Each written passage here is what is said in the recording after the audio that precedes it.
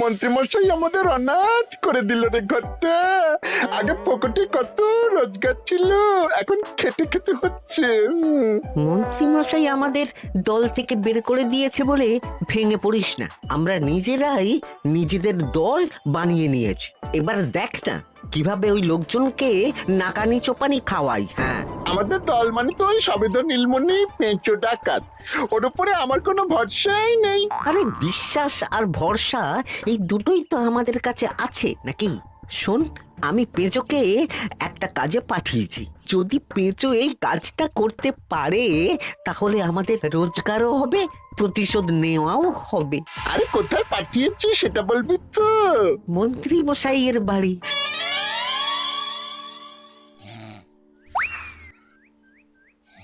এই তো সুযোগ, একদম পরিষ্কার হাতটা দেখা যাচ্ছে। এবার আমার শিল্পী হাতের কাজটা দেখাই।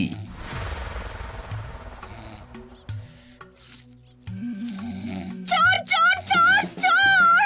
কোথায় কোথায় চোর? আমার গলার হার টেনে নিয়ে পালালো।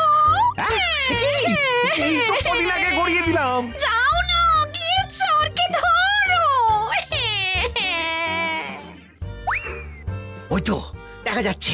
এই বেটা দাঁড়া বলছি, হাতে পেলে না পিঠ গরম করে ছেড়ে দেবো। হাতে এলে তো এই এই এই বেটা দাঁড়া বলছি। এই বেটা দাঁড়া বলছি, দাঁড়া বলছি।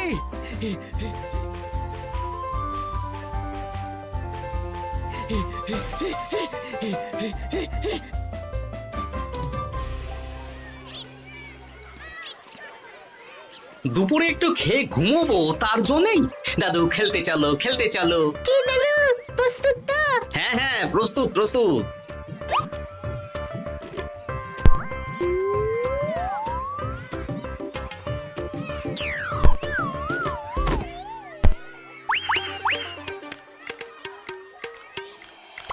আরে আরে, এ তো পেঁচো ডাকাত। ধরো বেটাকে, ধরো ধরো। আমার গিন্নির গয়না চুরি করে পালাচ্ছিল, ওর ট্যাকেই পাওয়া যাবে। ধরো।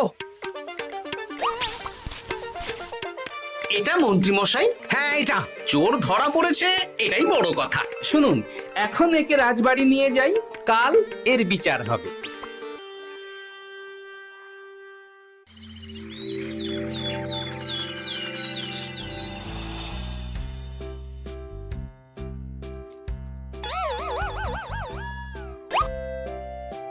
এতদিন গোপাল বুদ্ধি দিয়ে বাজিমাত করত, এবারে তো সাহসিকতার মাধ্যমে ভয়কে জয় করে পেঁচো ডাকাতকে ধরেছে।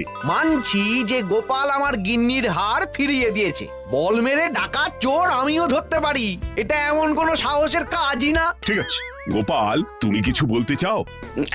হ্যাঁ, বলতে চাই মহারাজ, আমি এই কৃতিত্বের ভাগীদার একা হতে চাই না।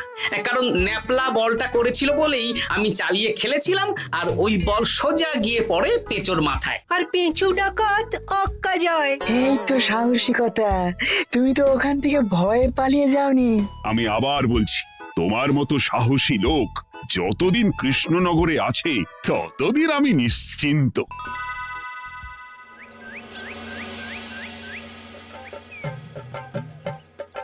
বলি সারাদিন আমি সংসার ঠেলছি আর আরেকজন খাচ্ছে যাচ্ছে ঘুরে বেড়াচ্ছে।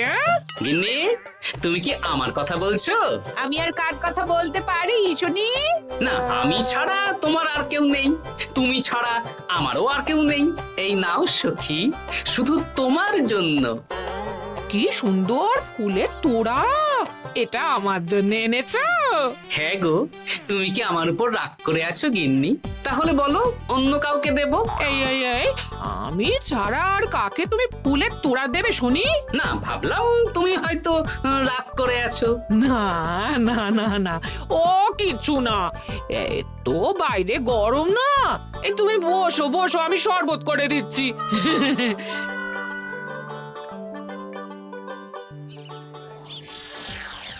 পুরো পরিকল্পনাটাই গোপাল চৌপাট করে দিল। এবার তাহলে কি করবি? ভাবতে হবে ভাবতে হবে। পেঁচো ধরা পড়েছে বলে তো আর আমরা হাত পা গুটিয়ে বসে থাকতে পারি না। না, ঠিক বলেছিস, অন্য কিছু একটা করতে হবে। গোপাল গোপাল গোপাল, এই গোপাল আমার কপালটা পুড়িয়ে দিল। সবার সামনে মহারাজ গোপালকে পুরস্কার দিচ্ছে। উফ, তোমার মনে এখনো অস্বস্তিটা কিসের? সমস্যাটা কোথায়? আমিও তো এরকমই একটা সুযোগ খুঁজছিলাম, যেখানে গোপালের মতন একটা সাহসিকতার কাজ করব, আর মহারাজ আমার প্রশংসায় পঞ্চমুখ হয়ে উপহার দেবেন, আর সবাই হাততালি দেবে। তো মহারাজকে গিয়ে বলো গোপাল সামান্য একটা বল মেরে সাহসিকতার সম্মান পেয়ে গেল, তাই তুমিও একটা কিছু করে দেখাতে চাও। ঠিক বলেছো, আমাকেও এরকম কিছু একটা করে দেখাতে হবে। হাত গুটিয়ে বসে থাকতে পারবো না। হ্যাঁ হ্যাঁ, এমনিতেই ইদানিং তুমি 4 হাত থেকে 2 হাত হয়েছো। কি বলতে চাইছো কি তুমি? আসলে এতদিন তোমার আরো 2টো হাত বটা আর ঘটা তোমার সাথে তালে তাল মিলিয়ে কাজ করতো, এখন তো ওরাও নেই।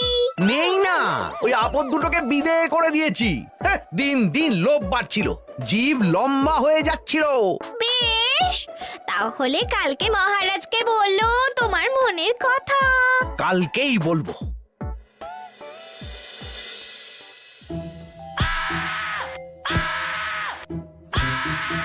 বল, তোকে কে পাঠিয়েছে বল? তোর এত বড় সাহস, তুই মন্ত্রী মশাইয়ের বাড়িতে দিনে দুপুরে চুরি করিস? বল। বলছি আমাকে ঘটাদা পাঠিয়েছিল। মন্ত্রী মশাইয়ের দল থেকে বেরিয়ে বটাদা আর ঘটাদা একটা নতুন দল খুলেছে, আমি ওই দলে যোগদান করেছি। আচ্ছা, এই ব্যাপার। বেটাদের একবার হাতে পাই।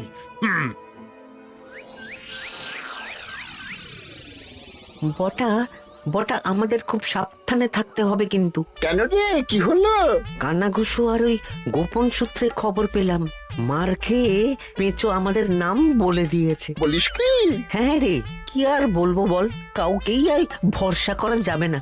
বেটা ধরাও পড়ে গেল, আবার মার খেয়ে আমাদের নামও বলে দিল। এবার তো মনে হচ্ছে ভূতের মতো লুকিয়ে থাকতে হবে। যা বলেছিস ভাই, তাছাড়া আর উপায় নেই।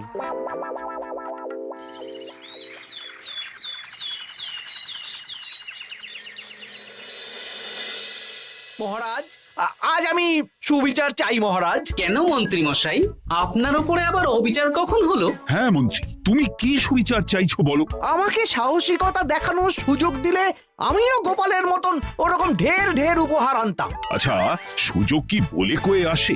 সেসব আমি জানি না।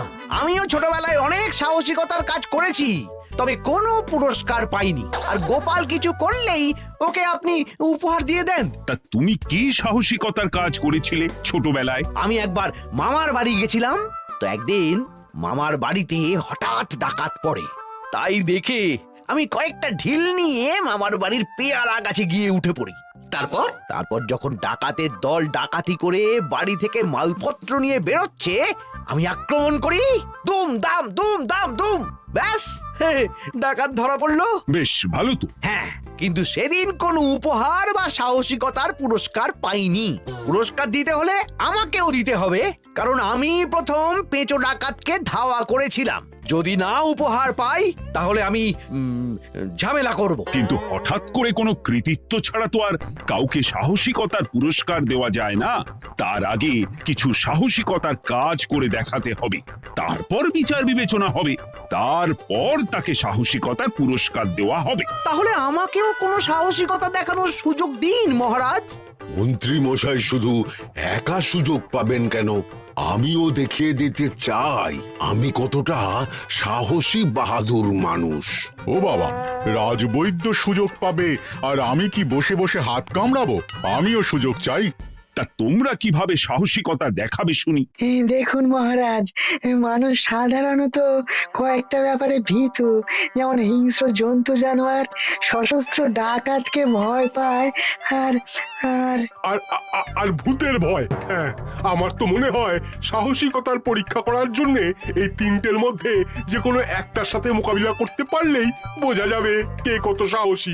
এটা তোমরা ঠিক বলেছ, কিন্তু ব্যাপারটা হলো জঙ্গলের পশুরা জঙ্গলে যেমন আছে থাকুক, ওদের নিয়ে নাড়াঘাটা করার দরকার নেই। ডাকাত তো গোপাল ধরেছে, এখন পড়ে থাকলো ভূত। মহারাজ, আপনি তাহলে ওই ভূতুড়ে বাড়ি খুঁজুন, তারপর সবাইকে ভূত ধরে আনতে বলুন। দেখি মন্ত্রীর আবদার মেটানোর জন্য তো তাই করতে হবে।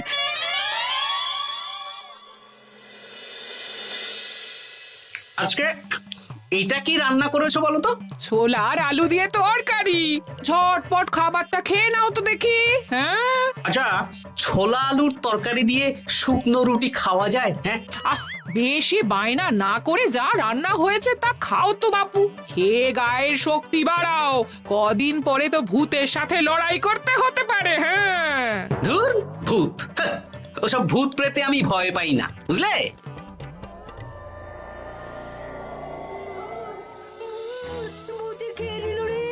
কি ভয়ঙ্কর! মহারাজ বাঁচান, বাঁচান!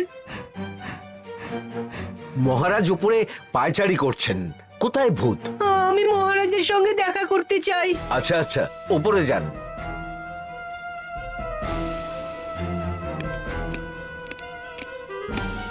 কি হয়েছে সভাকবি? রাতের বেলা হঠাৎ আর তোমার চোখ মুখের অবস্থা এরকম কেন? মহারাজ, কৃষ্ণনগরে ঘাটপাড়ের ভূত আমার সর্বস্ব লুট করে নিয়েছে মহারাজ। ধুর, কি যা তা বলছো তুমি? সত্যি বলছি মহারাজ, আমি আমার একটা কাজে নদী পেরিয়ে ওই পাড়ে গিয়েছিলাম। একটু আগে এই পাড়ে এসে নৌকো থেকে নেমে ঘাটের সামনে থেকে একটা গরুর গাড়িতে উঠি। তারপর কিছু দূর আসতেই একটা পোড়ো বাড়ির সামনে গাড়োয়ান গাড়ি থামিয়ে বলে আর যাবে না। আর কারণ জিজ্ঞেস করতেই গাড়োয়ান আমার দিকে মুখ ফেরায়। রে বাপ রে বাপ, কি কঙ্কাল সার হাড় হিম করা মুখ! আমি তো অজ্ঞানী হয়ে যাই। কিছুক্ষণ পর জ্ঞান ফিরলে দেখি আমি রাস্তায় পড়ে আছি, আর আমার সাথে থাকা থলেটাও নেই। তাহলে বলতে চাইছো তোমার থলে ভূতে চুরি করেছে? সেসব আমি জানি না মহারাজ, কিন্তু আমি আমার থলে ফেরত চাই, আর ওই ভূতের শাস্তিও চাই। দিন না। এই সেরেছে, আজ সকালেই রাজসভায় ভূত নিয়ে আলোচনা হলো আর রাতেই ভূত দেখা দিল। এবার ভূতকে আবার কে ধরবে? মহারাজ, আমার থলেতে অনেক দামি জিনিসপত্র ছিল। ঠিক আছে সভাকবি, তুমি এখন বাড়ি যাও, আমি দেখছি কি করা যায়। এই সুযোগে মন্ত্রী, জ্যোতিষী, পণ্ডিতদের সবার একবার করে সাহসিকতার পরীক্ষা নিয়ে নেব।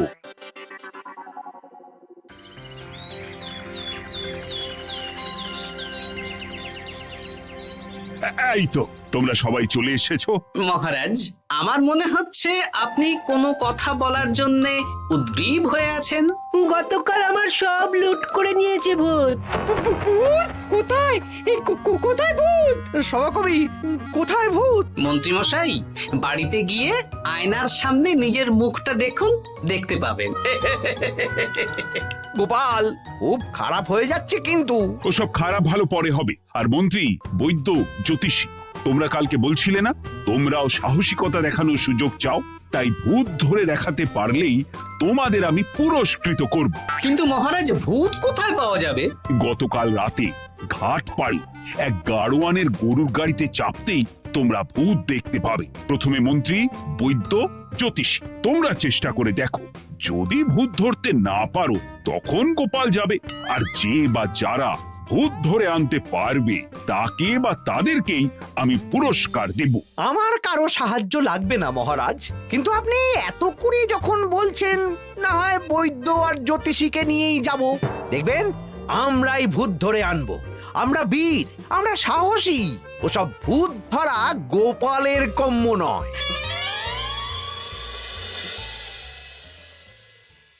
কি মনে হচ্ছে মন্ত্রী মশাই, আমরা আমরা ওই ভূতের দেখা পাবো? আমার কিন্তু হালকা হালকা ভয় করছে, যদি কিছু সর্বনাশ হয়ে যায়। আরে এসব ভূত প্রেত কিচ্ছু নেই। এত ভয় পেলে চলবে না রাজবৈদ্য মশাই। ভূত ধরতে পারলেই পুরস্কার, শুধু ভগবানের নাম গান করুন। ওই তো একটা গরুর গাড়ি দেখা যাচ্ছে। মহারাজ তার মানে এর কথাই বলছিল। হ্যাঁ, আর তো অন্য কোনো গরুর গাড়ি দেখতেও পাচ্ছি না।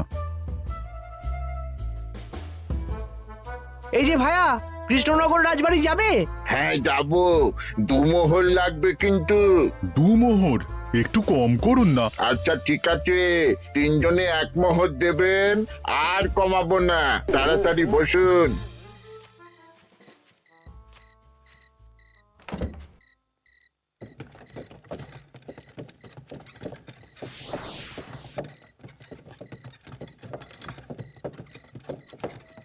দূর দূর দূর, এতক্ষণ কোনো ভূতই নেই।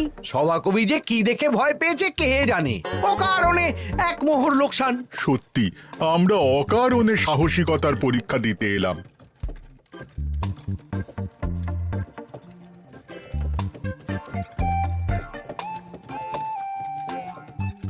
কি এই, এটা কোন রাস্তায় ঢোকাচ্ছ? আরে রাজবাড়ি তো এইদিকে না। এটাই তাড়াতাড়ি যাওয়ার রাস্তা।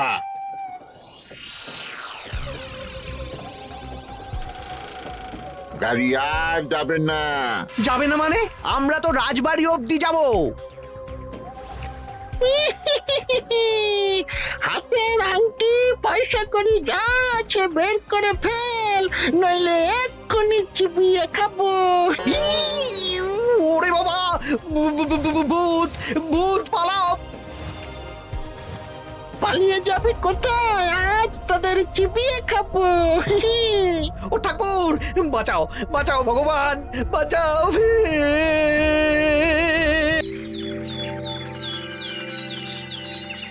মহারাজ মহারাজ, আমাদের লুট করে নিল। ভূত আমাদের সর্বনাশ করে দিল, বাঁচান। তার মানে তোমরা তিনজন মিলেও ভূত ধরতে পারোনি? ছি ছি ছি ছি ছি। এই তোমাদের সাহস! হ্যাঁ, আমরা কি করে জানবো মহারাজ যে আসল ভূত আছে? গোপাল, ব্যাপারটা কিন্তু খুবই সমস্যার। এরকম পর পর রাতে দুটো ভুতুড়ে ঘটনা হলো। তুমি দেখো না যদি কিছু করতে পারো। আচ্ছা মহারাজ, দেখছি।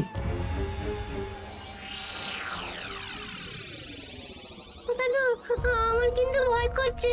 শুনলাম কালকে মন্ত্রী মশাইকেও ভূতের তাড়া করেছিলাম। আমার মনে হচ্ছে কিছু একটা রহস্য আছে। সে যাই রহস্য হোক, আজ আমরা এর শেষ দেখে ছাড়বো। হ্যাঁ, তারপর আমাদের যদি ভূতে ধরে?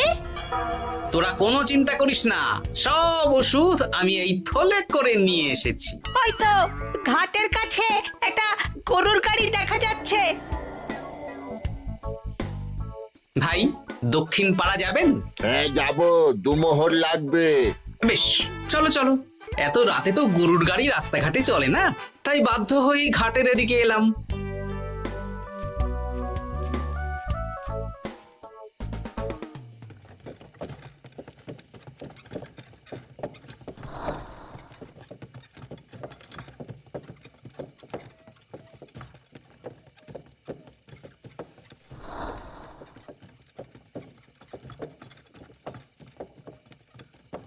আচ্ছা, অন্য গলিতে নিয়ে আমাদের ভয় দেখানোর মতলব? হ্যাঁ, ঠিক আছে, এগুলো চুপি চুপি চাপিয়ে নে, আমিও পড়ছি।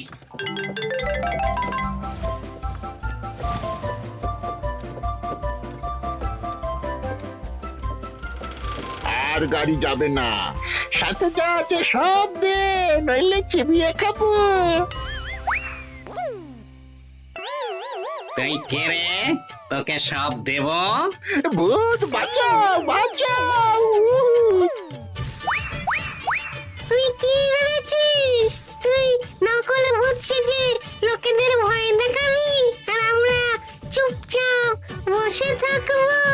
তোর পাপের ঘোড়া পূর্ণ হয়েছে, আজ কেউ তোকে বাঁচাতে পারবে না। এবার মজা সামলা।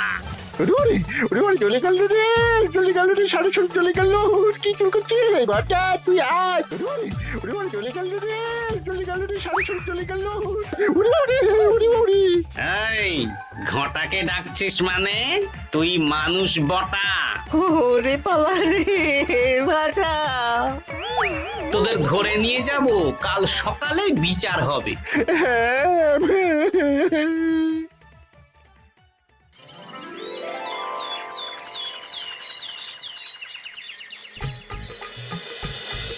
সাবাস গোপাল, তুমি তো কামাল করে দিয়েছো। একটু জ্যান্ত ভূত ধরে এনেছো। আমি তো এদেরকে খুঁজছিলাম। হ্যাঁ, এরাই তো পেঁচোকে পাঠিয়েছিল মন্ত্রী মশাইয়ের বাড়ি চুরি করতে। হ্যাঁ, তার মানে গতকাল বটা। আমি তোদের ছাড়বো না। সত্যি গোপাল, এবারেও তুমি বাজিমাত করে দিলে। আচ্ছা, তুমি একটু ভয় না পেয়ে এদের ধরলে কি করে? যখনই শুনলাম ভূত জিনিসপত্র সোনাদানা লুট করছে, তখনই বুঝতে পারলাম এটা ভূত না, মানুষ। তাই কাঁটা দিয়ে কাঁটা তোলার জন্য আমি আর আমার নাতি নাতনিরা ভূত সেজেই মানুষরূপী ভূতকে জব্দ করলাম। সত্যি গোপাল, তুমি সাহসী বীর পুরুষ। তোমার সাহসের কাছে বাকিরা তো নস্যি।